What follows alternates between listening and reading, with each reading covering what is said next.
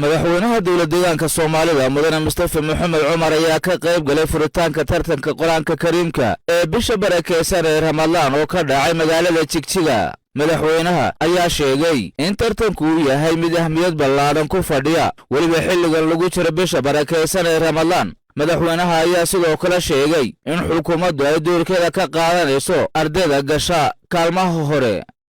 waxaan aad iyo aad ugu faraxsanahay inaan ka soo qayb galo munaasabadan maanta lagu bilaabayo tartankii heer deegaan ee dhaxmaraya intii soo guuleysatay ee danyarta ahayd.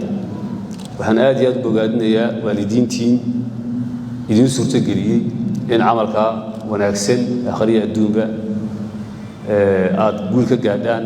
kulligeed waad guuleysatay ma oran karnaa mar hadda halkaas soo gaadheen oo gobolladii iyo degmooyinkii iyo magaalooyinkii iyo aad maartay tartankii ku soo badiseen kulligii waad guuleysateen. hadda waxaa la samaynayaa waxa weeye dadaalkiina inaad sii kala badisaan nidaamkii lagu ogaan lahaa mooye intiinuba dadkii soo guuleystay baa tiimaan yaan oran karnaa. marka waan idin hambalyeynaya hambalyaan idin leeyahay dhammaantiin. waxaan rajaynayaa insha Allah haddii ay tartan fiican oo wanaagsan inta maalmaha khayrka ee Ramadaanta harsanna inaad yeelan doontaan sidii sanadkii horeba xukuumaddu way garab taagan tahay idinka iyo waalidiintii iyo in walba intii dhammaantiin wixii tabarta dawladda cidda markaas guuleysata in dhiirigelin ay mudan yihiin waan garwaaqsanaynaa insha Allah haddii la yidhaahdo waan garab taaganahay. aad iyo aad maartay waan idin bogaadinayaa majliska iyo culimadii iyo ahlu khayrka soo qaban qaabiyay tartankan ee waqtigooda geliyeen ilaahay ha ka abaalmariyo. anta waa taariikh halkan aan joognaa ubad diintoodii baranaya akhlaaq tarbiyad islaamka ku koraya inaan halkan maanta dhex fadhino iyadoo aynu ogeyn dagaalkii ku socday diinta ee inagu socday shacab ahaan inagoo ogeyn taariikhdaas maanta halkaa inaan taaganahay runtii nasiib ayaanu runtii u leenahay. ma aha mid deegaankeena keliya saa ku kooban waad ogtihiin toddobaadkan gudihiisa 3 ama 4 jeer baa afar lagu qabtay madaxtooyadii dalka oo ku qabtay ra'iisul wasaare Dr. Abiy qofkan ku xamdiin ilaahay maartay ku xamdiye baa la yiraahdaa. runtii islaamka dalka Itoobiya isbedel ballaaran baa ka muuqda xorriyadda diinta ay u helayaan maartay halka fara badan oo soo mareen.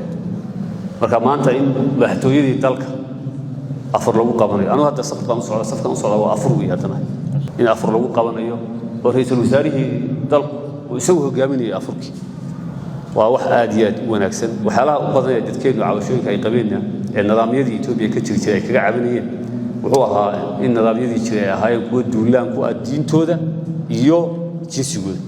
waynu aragnaa inaga kaliya ma ahay muslimiinta dalka oo dhan ayuu nasrigaas u yimid. si guud aad iyo baan ugu faraxsanahay shucuurtayda runtii aad maalinkii labaad halkan barnaamij noocan aan u imaado muxuu ahaa lagu qabanayay waa taariikh ilaahay inuu sii siyaadiyo waad mahadsantihiin. assalaamu calaykum waraxmatullahi wabarakaatuh. tartanka oo ay soo diyaariyeen golaha arrimaha islaamka ee deegaanka ayaa waxaa ka qayb galaya 54 arday oo ka soo gudbay tartanka lagu qabtay degmooyinka iyo maamul magaalooyinka deegaanka. Sheekh Cabdishakuur Sheekh Cabdilaahi ayaa ka warbixiyay tartankani. ilaahay baa mahad iska leh SRTV waa mahadsantihiin aad iyo aad baad mahadsantihiin. tartanka quraanka waa kii deegaanka waxaa laga soo bilaabay degmada 95 degmo ee deegaanka iyo 6 maamul magaalo. degmada tartan bay soo qabatay oo madaarista quraanka ku taala ay soo qabatay.